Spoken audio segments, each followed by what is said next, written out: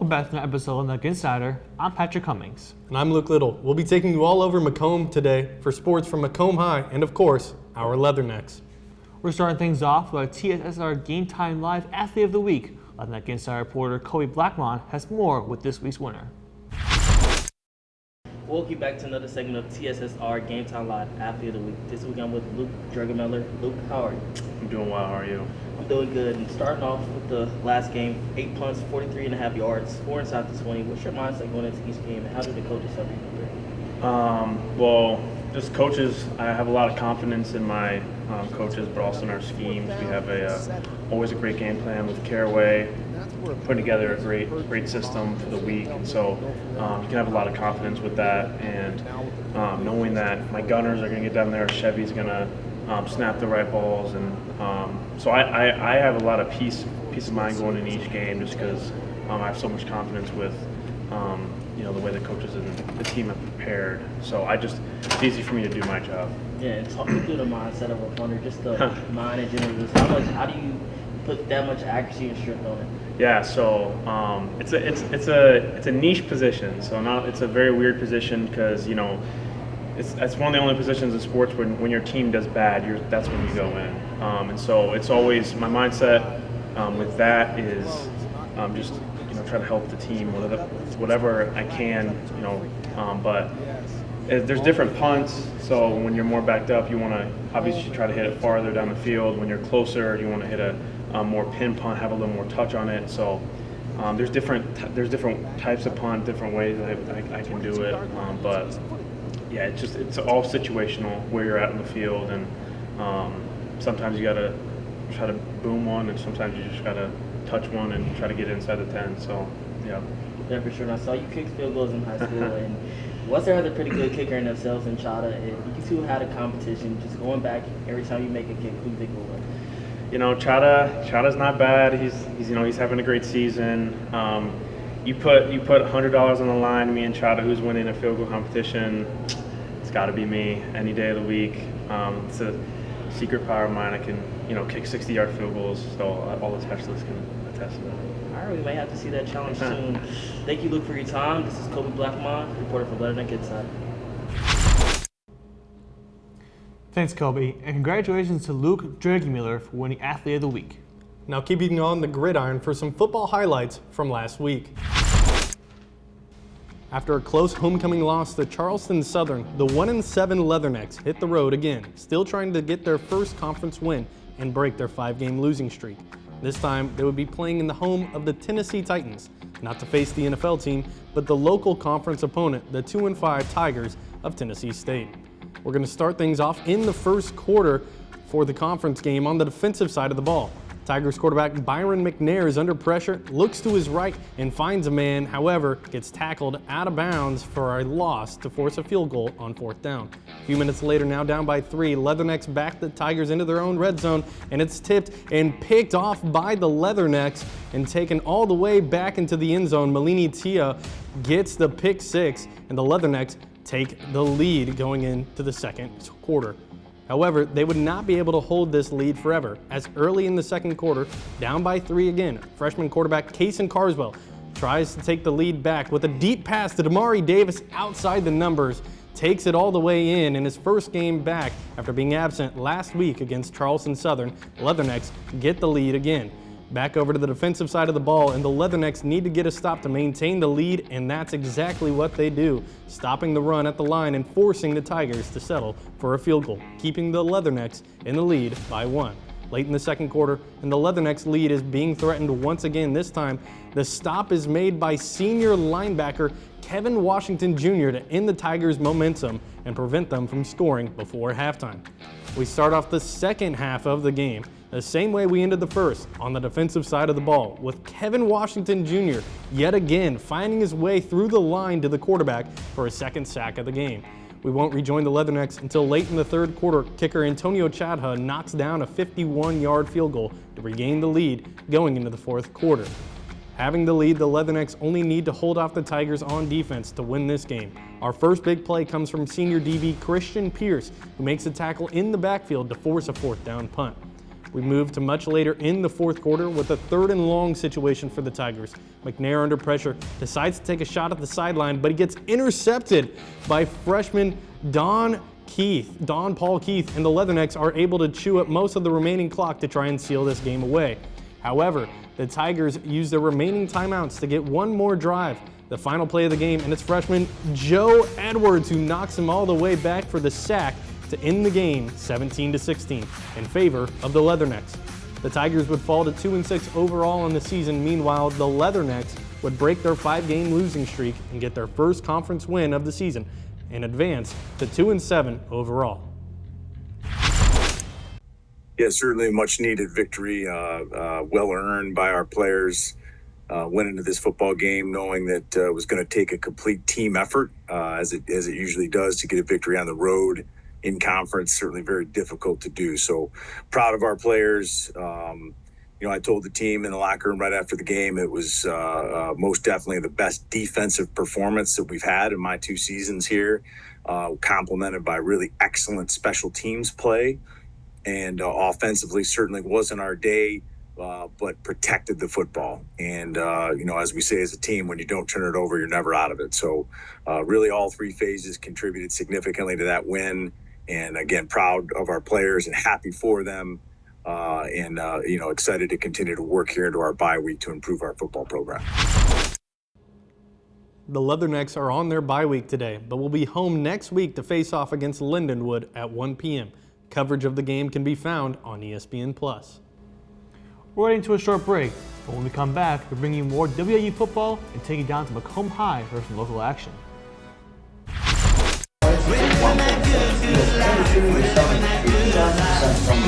Not W? It's not W, it's W. W. W. That's what I've been stressing out about the most so far. It's saying W because I know it's something you're going to say right. Yeah, we've been ready. They're like, we're waiting on, what are we waiting on? They haven't said anything. I thought we're ready to go, we can start.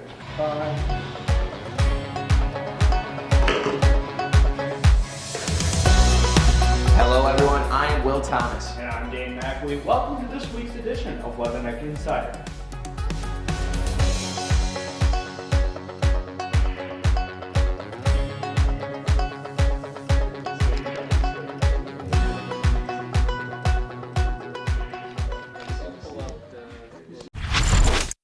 Glad to have you back. We're heading right back to the football field where WIU linebacker Joe Edwards won co-freshman of the week after the Leathernecks hard-fought 17-16 victory over Tennessee State. My partner Patrick Cummings has more with the story. Hello everyone, I'm Patrick Cummings, reporter from Leatherneck Insider. I'm here with freshman linebacker Joe Edwards. Joe, you won a co-freshman player of the week. What does this mean to you? It means a lot, making sure that it shows that all the work we've put in, the work I've put in, and it shows that I'm starting to get a chance to get my name going out there and get more playing time with the team. All right. Now, back in North High School, you won Defensive Lineman and Player of the Year. Is winning co-freshman any different compared to your success at North High School? Yes, it's definitely different, but it's pretty much the same thing. If you work hard, you get good results. All right. And my final question for you is, what is the difference, the program here at Western, football-wise, compared to the program at North High School? Oh, it's the time-wise, it's a lot different. It's definitely more of a grind here than it was back in high school, and everything is just quicker. Football, everything we do with football-wise is just a lot faster than we did in high school. All right. Thanks, Joe. This is Patrick Cummings for Leatherneck Insider. Thanks, Patrick, and congrats to Joe Edwards on his accomplishment. The WIU women's basketball team started their season this week with an exhibition game against Quincy University. The team was able to come away with a victory by a score of 61-43. A lot of excitement has followed this team coming into the season as number 3 ranked team in the preseason polls. Leatherneck bring a lost stop hard back with Mina Castro, Addie Brownfield, Allie Meadows, and of course, Reagan McCowan. Their first season will come against Westminster Health College here on November 4th. The Macomb High Bombers are heading into the postseason with an 8-1 record on the year, with their only loss coming against the Farmington Farmers. I got a chance to catch up with one of the Bombers' captains, Drake May, about the season and the playoffs right around the corner. After an announcement that the Bombers' last regular season game was being forfeited, the Bombers had an extra week to prepare for their playoff matchup. Bomber linebacker and running back Drake May shared the team's emotions after getting the news. I mean, we were sad that we couldn't play the game. Our team just wants to go out there, no matter who we play. We just want to go out there and play and do the best that we can because we all just love the sport. But them canceling it just gives us good preparation for the playoffs coming up. So although it sucks that we can't play, we just get more time to prepare for this next week. After another season with over 100 tackles and an improved role on offense, I asked May what his biggest key was coming into the season. Biggest key for me is just having fun. I mean, coming out here on a Friday night with all your boys and your team and your coaches and especially the fans. The fans always come out and they're big supportive around the community. And just having that atmosphere out here every Friday night, you can't beat it. Lastly, May talked about the team's excitement to host a playoff game in Macomb and his expectations for it. I mean, hosting a playoff game, you can't beat that when they have to travel, because traveling I feel like is a big thing, especially in high school, and it might get in some kids' mind, but having that home playoff advantage, that we just leave that all to the other team, making them come in here, and we got to keep our home field like it's ours and treat it like they can't come in here and just win. Reporting for Leatherneck Insider, I'm Luke Little. Drake May led the Bombers this season with 112 tackles on the season and 14 regular season touchdowns in 8 games. The Bombers will host the 5-4 Hillcrest Hawks today at 2 p.m.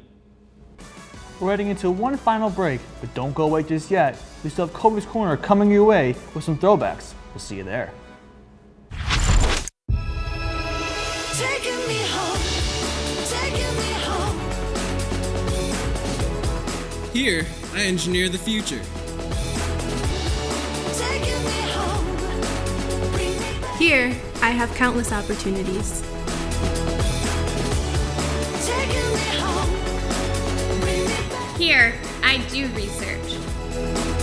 Right here at Western.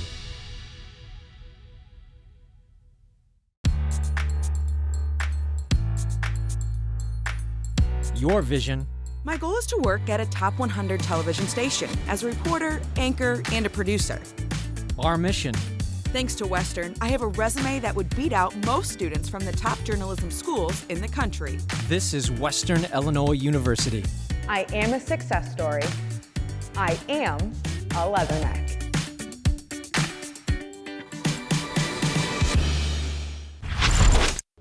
Welcome back to Salee Hall. The WIU volleyball team recently finished up a short 2-game homestand versus Tennessee State.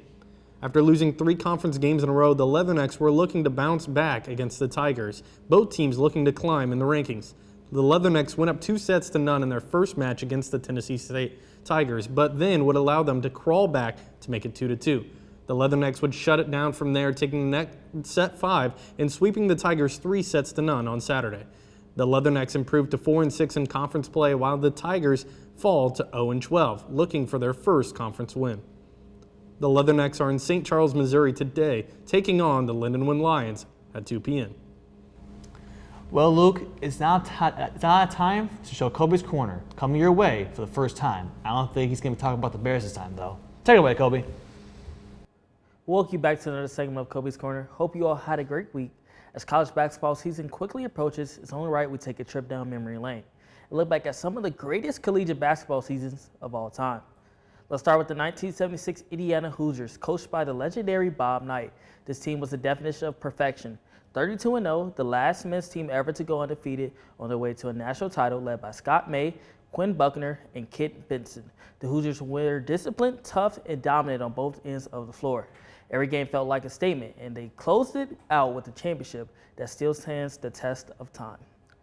Next, we head to Durham, North Carolina, the 1991-92 Duke Blue Devils. This was a dynasty in motion with Christian Laettner, Grant Hill, and Bob Hurley. Duke became the first team in nearly 20 years to win back-to-back national championships. And of course, who can forget the legendary moment, Laettner's turnaround buzzer beater against Kentucky in the Elite Eight, one of the most iconic shots in March Madness history. This team had swagger, confidence, and championship DNA. Now switch over to the women's side, the 2015-16 Yukon Huskies. This team was special. Coached by Gino Arima and led by unstoppable Brianna Stewart, the Huskies completed the perfect 38-0 season, claiming their first straight national title. They didn't just beat teams, they blew them out, winning an average of nearly 40 points per game. Their teamwork, defense, and execution were second to none. When you talk about perfection, dominance, and legacy, these teams embody all three. They didn't just win championships, they changed the game and inspired generations of hoop fans. Well, I hope that gets you excited for some college hoops, and have a great week in Macomb. And don't forget, there's a different sports story behind every corner. You know, Patrick, he is right. Basketball season is right around the corner, and those are some absolutely legendary basketball teams. But in my mind, it's football season. I completely agree. Well, that's all we have time for this week. But if you want to stay tuned on everything Leatherneck Insider, make sure you give us a follow on TikTok, Instagram, Twitter, and Inside WIU. I'm Patrick Cummings. And I'm Luke Little. We'll see you next week.